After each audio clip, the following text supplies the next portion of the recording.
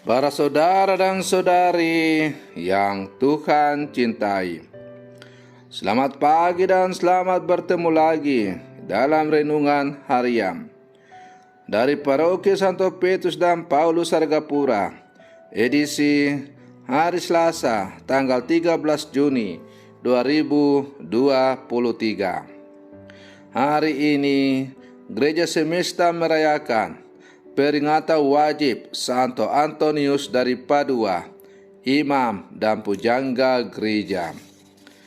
Mengawali hari yang baru ini, kita hendak mendengar dan merenungkan sabda Tuhan. Marilah sebelum kita mendengar dan merenungkan sabda Tuhan, kita berdoa. Dalam nama Bapa dan Putra dan Roh Kudus. Amin. Allah Bapa yang Maha Kuasa, Santo Antonius, Engkau berikan kepada umat-Mu sebagai pengkhotbah ulung dan penolong dalam berbagai keperluan. Semoga dengan bantuannya kami semakin mendalami ajaran Kristiani dan dalam segala kesusahan memperoleh bantuan-Mu. Bersabdalah ya Tuhan, kami siap untuk mendengarkan. Terpujilah Engkau Bapa, Putra dan Roh Kudus, ini dan sepanjang segala masa. Amin.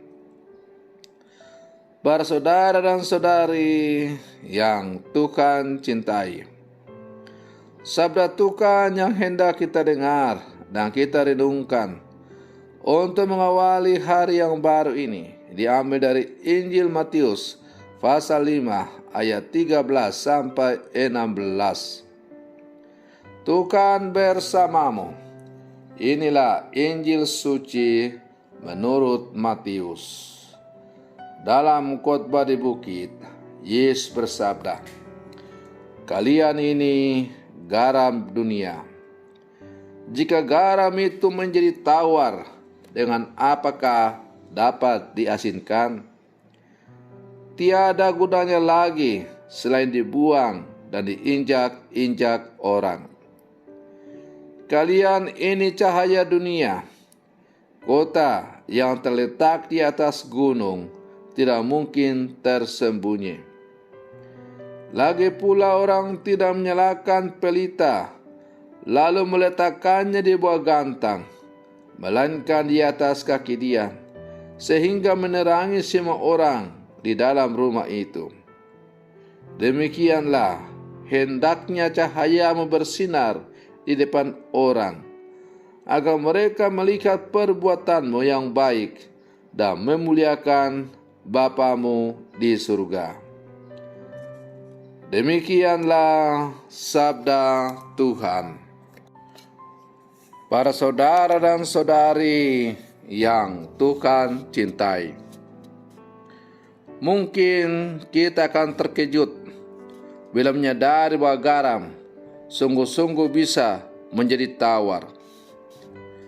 Apabila sesuatu di dunia ini bisa kehilangan sifat yang dialami, demikian pula kehidupan iman kita bisa kehilangan pengaruhnya terhadap lingkungan sekitar. Yesus melukiskan hilangnya pengaruh kesaksian iman kita itu dengan ungkapan garam yang menjadi tawar dan pelita yang diletakkan di bawah gantang.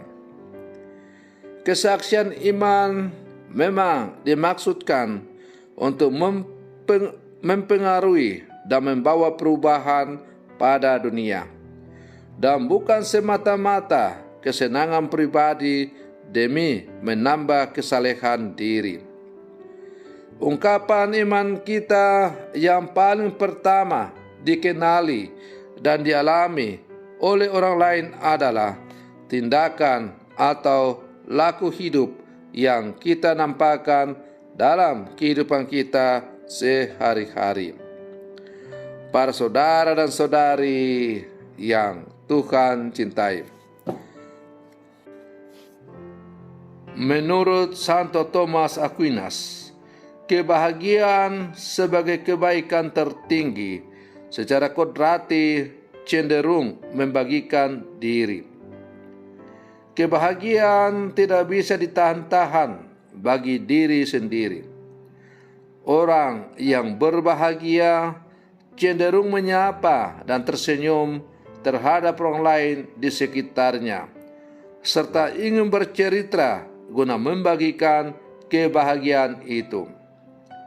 Sesudah menyampaikan sabda bahagia pada hari ini, Yesus berbicara bahwa para muridnya adalah garam dan terang dunia. Garam itu mengasingkan dengan berkontak segala sesuatu di sekelilingnya. Dan terang itu menerangi dengan berkontak dengan segala sesuatu di sekitarnya. Artinya, kebahagiaan pengikut Kristus hendaknya dibagikan dalam kontak dengan orang-orang lain di sekitar kita.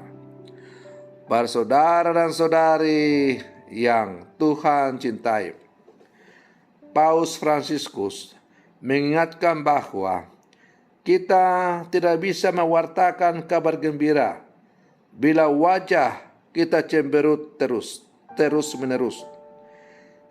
Bila kita berwajah masam atau murung, orang lain akan berpikir 2 kali lipat sebelum berani mendekati kita.